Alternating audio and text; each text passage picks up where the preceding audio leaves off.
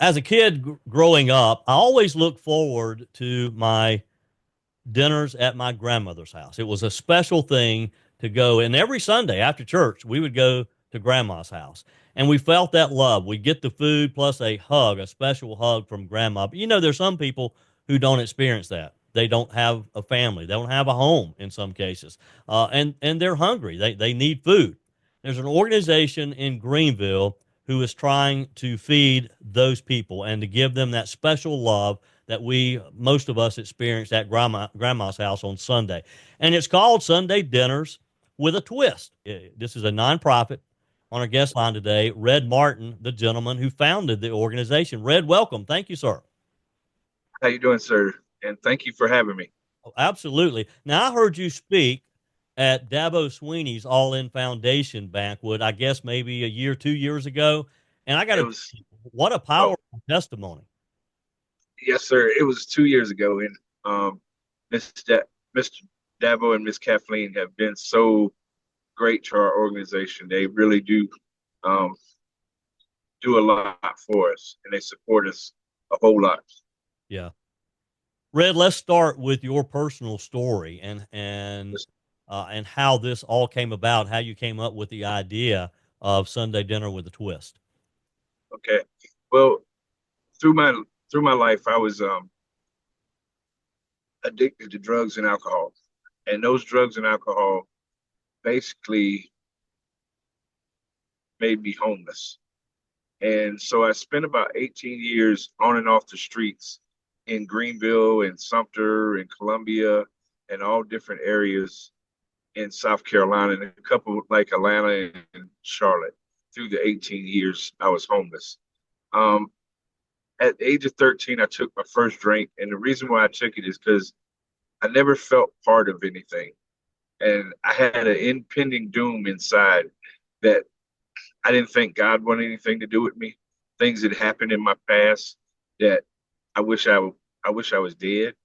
So I kind of woke up every morning like mad at God because He woke me up, and I would go to sleep at night and I'd pray that He would wake me up, and then I would be mad at Him that morning.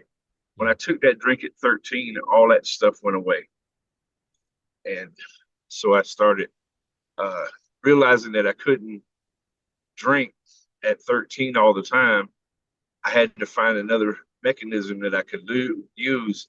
And that's when I started being the class clown. And I looked at it as if I could make you laugh, you wouldn't see me cry. Because Yeah. if you ever really knew what was going on inside, you wouldn't want to be my friend. And so I lived my life through like that up until I got sober March 27th of 2018, November 27th, 2018. Yeah. Yeah. And what led to that, Red? What happened to you that you made a decision today? I'm going to turn my life around. Well, I had met my beautiful wife, Cassandra, on April 26th, April 24th of 2016. And I didn't believe in God. I had already tried numerous attempts at suicide. I had even shot myself in the chest. And when I met her, I really didn't believe God wanted anything to do with me. And she started teaching me about her grandmother's love Yeah. and how her grandmother loved everybody, no matter what. And then I had an older gentleman named Sterling Watts who set me down one time and just got honest about God. And I told him just what I'm telling you now, that I didn't believe in God wanted anything to do with me because I was a liar, I was a cheat, and I was a thief all those years. And I thought God was punishing me. So he set me down and he had me write down on a piece of paper how many times I've been in jail, how many times I've been to a treatment center, and how many times I've been to a psychiatric hospital, and how many times I honestly tried to commit suicide.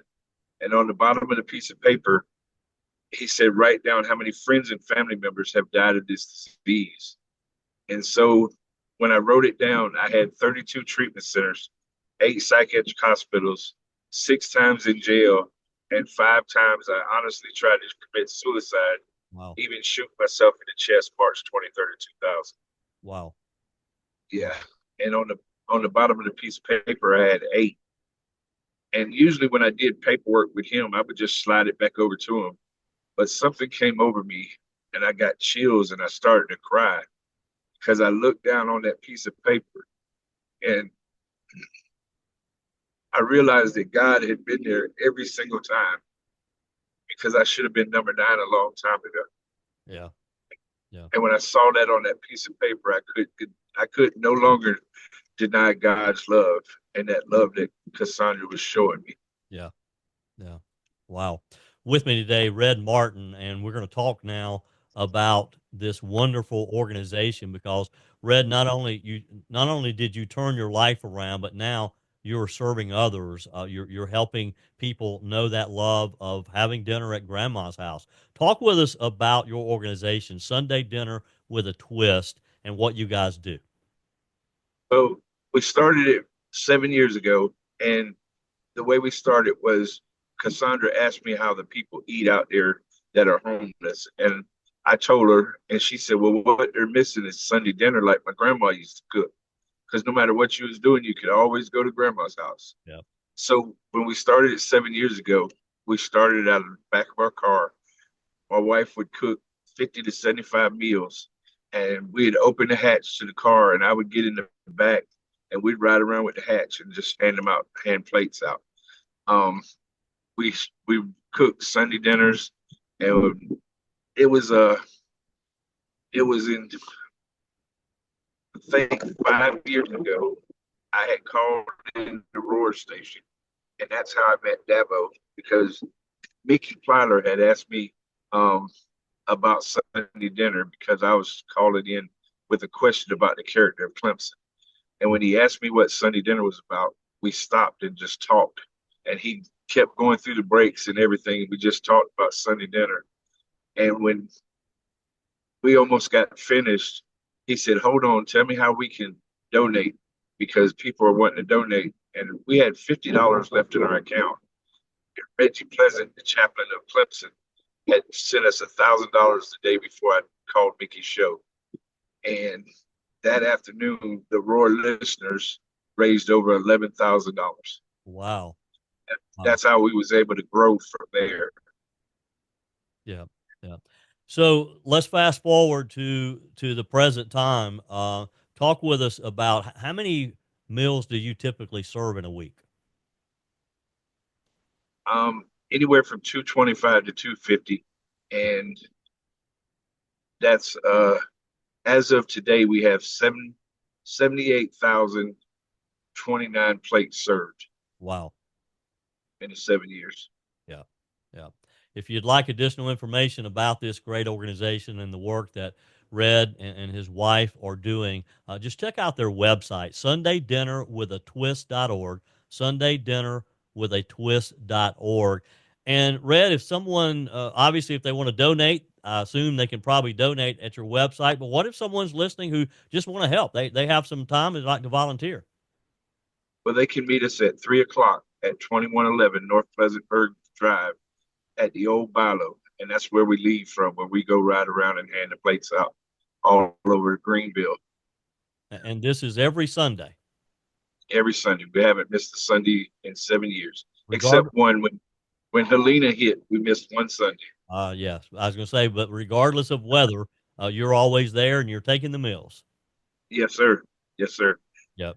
Uh, Mr. Hudson, can I tell one more story? oh, Real absolutely. quick? Yes. Okay. So one Sunday we were out feeding, and this is just a blessing to us. So we were out feeding, and the young lady came from under the bridge, and when I handed her the plate, she just started scuffing it down with her hands. And I asked her if she was okay, and she talked about how the rats had ate food off her chest the night before. Wow. So I went to go get her another plate. My wife pulled her to the side, and I got back over there, my wife called me to the side and said, "Hey, she's 5.5 months pregnant." Oh, And my. I said, "We can't let her go back under there." So we put her up in a hotel for a month and a half, and we got her to her doctor's appointments, prenatal stuff. And my wife, we made sure she ate, got clean every day. So we did that for a month and a half. And then on September 17th, 2020, the young lady called us from the hospital and she said, "Are y'all going to help out with the baby?" And we said, "Yeah, we got everything you need." And then she was excited about having all the stuff she needed. And the next day she called us. She was crying.